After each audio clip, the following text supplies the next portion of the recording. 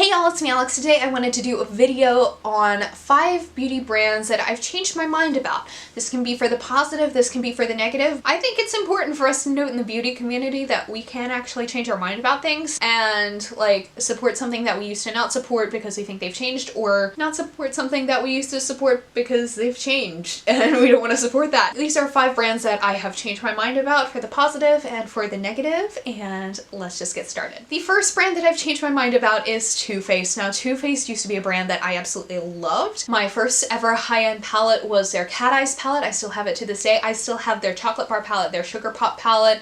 I have a whole bunch of their melted lippies. I think they were really good.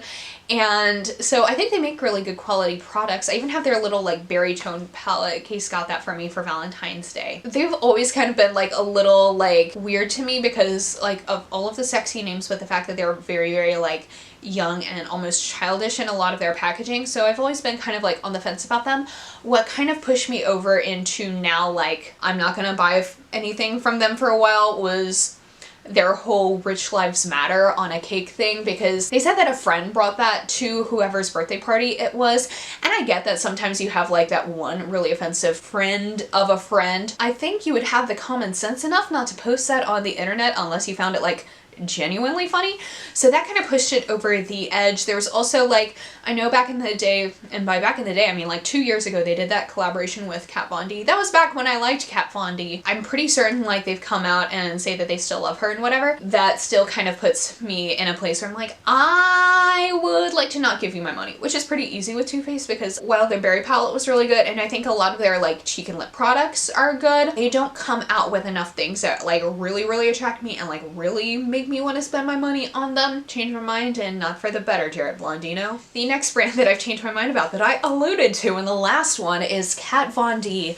Now, I own so much Kat Von D stuff. Y'all know this. You've seen all of my like reviews and favorites and tutorials and all of the things with her stuff, right? But ever since she decided that she wasn't going to vaccinate her kids and basically bring polio and measles back, I don't want to give my money to her. And also, in light of all of that, her husband is really shady. You don't just get a swastika tattoo because you're trying to reclaim stuff, especially when you're not like the party being harmed by a swastika. Unless you actively say like, hey, I don't want to be like associated with this and like get that stuff covered up. There are plenty of places that would cover up a tattoo like that if you've changed as a person. That says a lot about a person to me. From what I can tell, he's very much a kind of person that likes to do edgy things for shock value, you know, something that I really grew out of when I turned 14. And so it gives me a lot of red flags, like more red flags than a communist revolution, that, you know, that is something that he would continue to do and promote Nazi imagery and shock value in his art. He's also,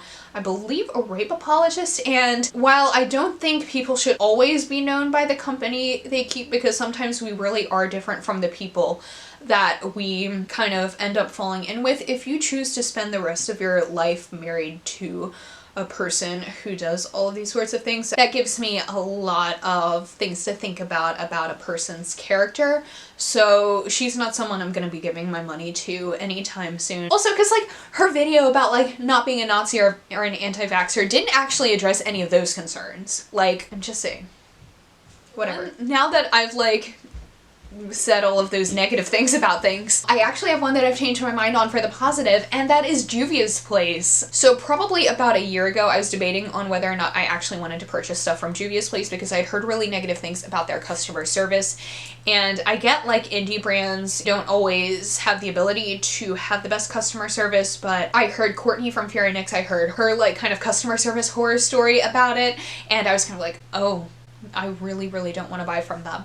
What changed my mind was when they came to Ulta. So my friend Joy let me use one of her Juvia's Place palettes, and I really did like the quality, so I was kind of like, okay, you know, if they could just get their customer service together, then I would definitely buy from them. And I think bringing them to Ulta, a place where it's more accessible, where it's not just them handling their own customer service, with that being my only misgiving on them. I think that was a wonderful move on their part, so that their products are a lot more accessible, and it means that I don't have to go through their website. I'm sure probably at this point, since their brand has basically kind of exploded over the last couple years, that their customer service has probably improved. They've probably hired more people, which is good. But I think honestly just like bringing themselves to Ulta so that they're not the only one handling shipping and customer service has done them a great service to seeing how people see their brand and making it more accessible to people. So, and I now own like the festival palette. I have their Sahara 2 blush palette, and I'm going to get the Tribe palette soon. Obviously, I now have a positive opinion of them. Okay, back to a negative. Let's talk about Morphe. So I own the Morphe and Kathleen Lights palette, and I really liked it when I first got it. I think the shadows just like didn't age well because they don't blend so well anymore. And at times there were a couple things like that I was really interested in. Like I thought their new Jaclyn Hill collection,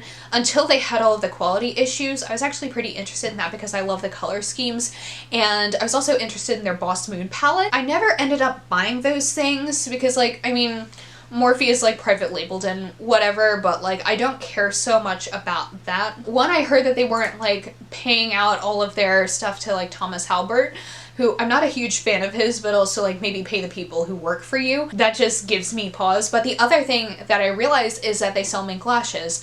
And I've always kind of had a hard and fast policy on not considering something cruelty-free if they sell mink lashes.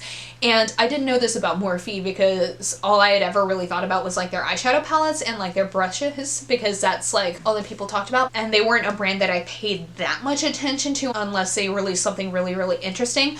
But in doing a little bit more research, it looks like they use mink lashes, that they sell mink lashes on their website. I don't know if they sell it through their stuff on Ulta or not, just because theirs is not an aisle that I particularly go out of my way to go down, especially not when Anastasia Beverly Hills exists. So they're just not really someone that I'm going to be supporting in the near future. If they became a little less sketchy about paying people and if they stopped selling mink lashes, that would actually kind of put me back in good graces. But since those things are still obviously out there, I'm kind of eh. And the last brand is kind of the opposite about how I feel about Morphe. So I was really interested in all of the Ace Beauté palettes that kind of happened within the last year, all of the bundles, and I thought they were so gorgeous. Like, especially like that dark purple one. It's like, yes, I need this, but I never ended up buying them because Ace Beauté sold mink lashes. However, it was one of you who told me recently that they've stopped selling it.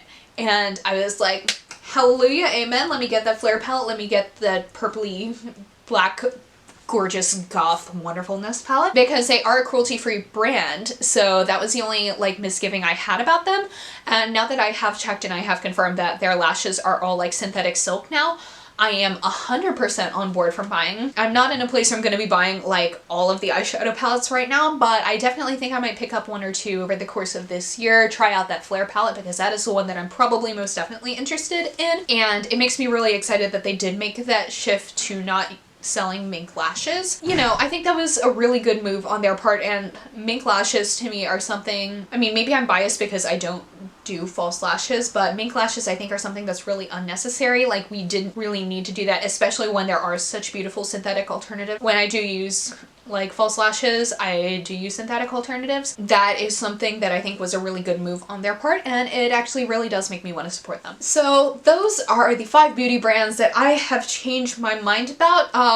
If you have any brands that you've changed your mind about over the years because of things that they've done or business moves that they've made or things that they've not done, just let me know in the comments below. I would love to hear your thoughts on all this.